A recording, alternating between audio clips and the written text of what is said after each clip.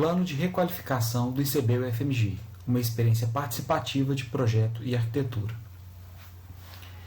O presente estudo examina algumas questões teóricas e metodológicas dos processos participativos em projetos de arquitetura, bem como de sua institucionalização para edificações públicas, tendo como referência o Plano de Requalificação do Instituto de Ciências Biológicas da UFMG, ocorrido entre 2010 e 2015. O Plano para a Requalificação Ambiental se assentou em uma prática dialógica, com ampla participação dos usuários na identificação das demandas, desenvolvimento das propostas e escolha das soluções arquitetônicas. Ao longo do estudo, busca-se reconhecer e descrever os papéis dos actantes do processo, fatores humanos e não humanos, como proposto pela teoria Atorrede de Bruno Latour. Para o estudo foram utilizadas bibliografias especializadas, consultas a documentos técnicos e descrições dos processos de trabalho vivenciados pelos próprios autores. Nas relações privadas entre arquiteto e cliente, o arquiteto defende a sua arquitetura e o cliente defende os seus interesses. Prevalece o interesse do contratante, pois ele é quem paga o arquiteto. Quando se trata de projetos para edifícios públicos, como é o caso do ICB, essa questão adquire contornos mais complexos, pois a relação arquiteto-cliente se transforma na relação arquiteto-usuário.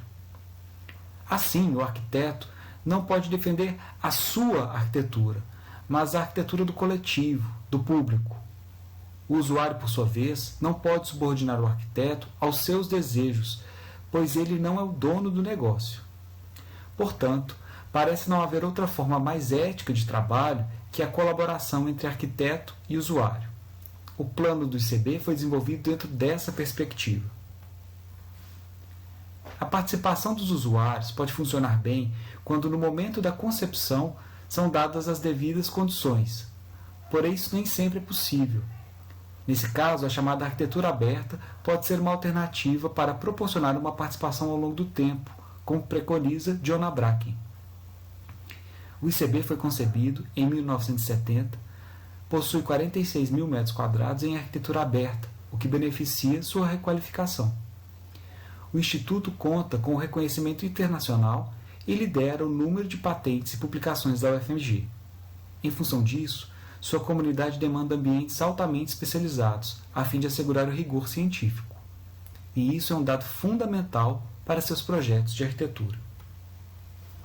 O estudo adere ao entendimento de que a projetação é uma constante tomada de decisões e que os processos participativos tendem a diluir tais decisões.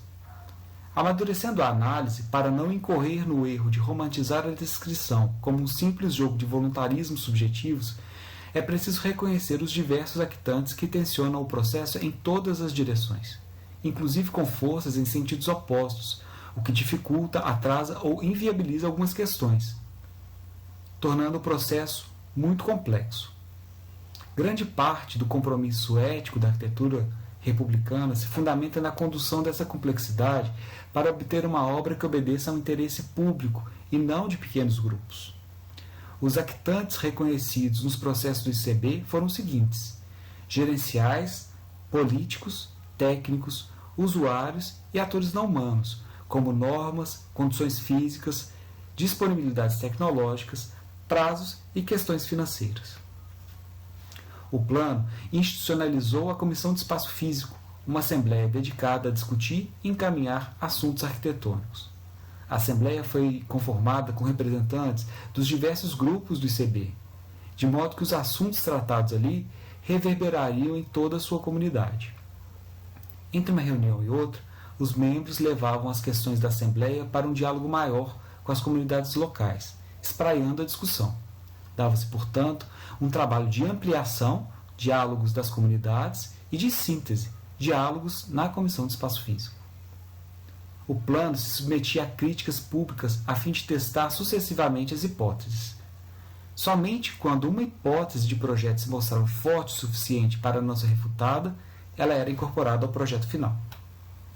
O modo de operação do plano e dos projetos podem ser assim descritos: diagnóstico, reconhecimento dos limites e potencialidades, escuta das demandas individuais de grupos, definição clara do problema de projeto, elaboração das hipóteses projetuais, apresentação das hipóteses, debates sucessivos com os usuários e evolução projetual com seu referendo final. Muito obrigado.